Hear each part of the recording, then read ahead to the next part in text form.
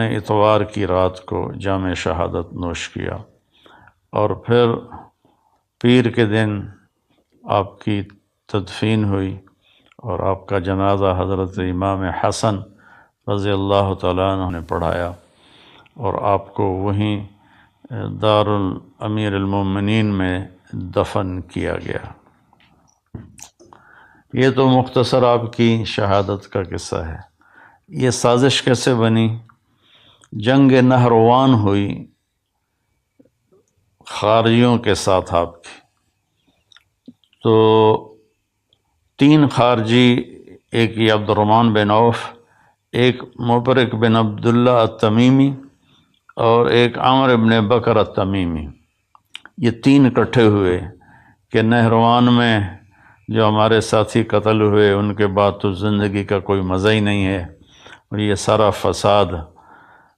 جو پھیلا ہوا ہے کیوں نہ اس کا کوئی تدارک کریں۔ تو ایک نے ابن ملجم نے کہا میں علی کو قتل کروں گا، مبرک بن عبداللہ نے کہا میں معاویہ کو قتل کروں گا، اور عمرو بن بکر نے کہا کہ میں عامر بن عاص کو قتل کروں گا، رضی اللہ تعالیٰ عنہ ورضوا عنہ۔ تو باقی 2 کی زندگی لکھی ہوئی تھی، ایک ہی رات سب نے طے کی تھی، 17 رمضان کی صبح۔ تو اس دن عمر بن عاص رضی اللہ تعالیٰ عنہ بیمار تھے، نماز پڑھانے نہیں آئے، تو ان کی جگہ جو آئے وہ مارے گئے، اور معاویہ رضی اللہ تعالیٰ عنہ پر اس نے وار کیا، تو آپ تھوڑا سا اپنی بیداری میں تھے، دائیں بائیں دیکھتے ہوئے، تو آپ نے اس کے وار کو خطا کر دیا، لیکن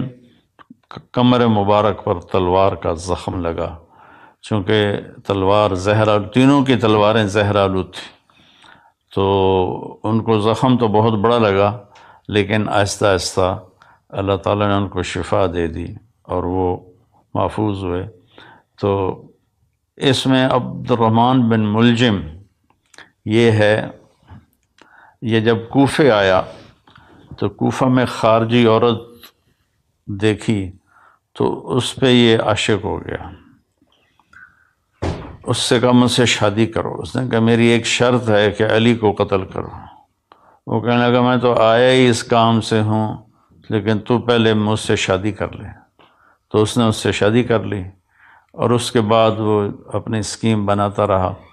حضرت علی رضی اللہ تعالیٰ عنہ کو ان کے ساتھیوں نے کہا یا رسول اللہ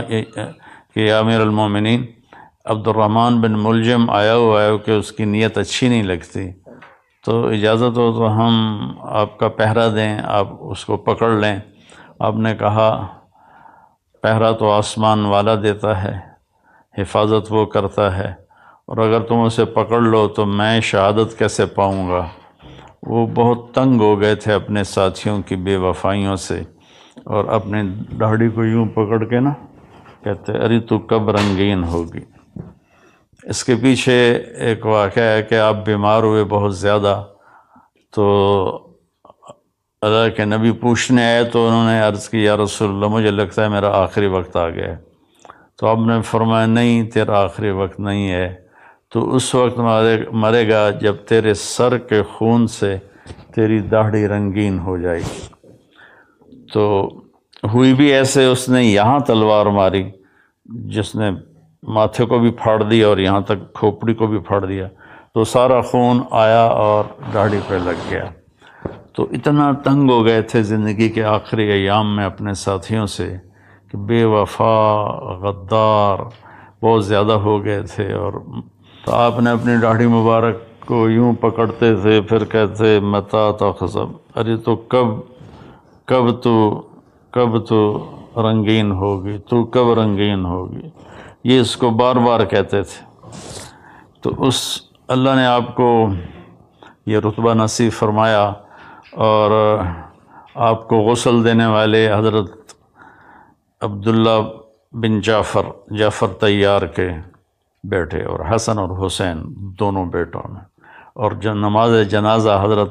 حسن نے پڑھائی، اور دارالعمارہ میں آپ کی تدفین ہوئی۔ آپ کے 2 بھائی طالب، عقیل، 3 جعفر، طالب سب سے بڑے تھے، جس پر والد کا نام ابو طالب بنا، اور اس کے بعد تھے عقیل، اور اس کے بعد تھے جعفر جو موتا کی جنگ میں شہید ہوئے۔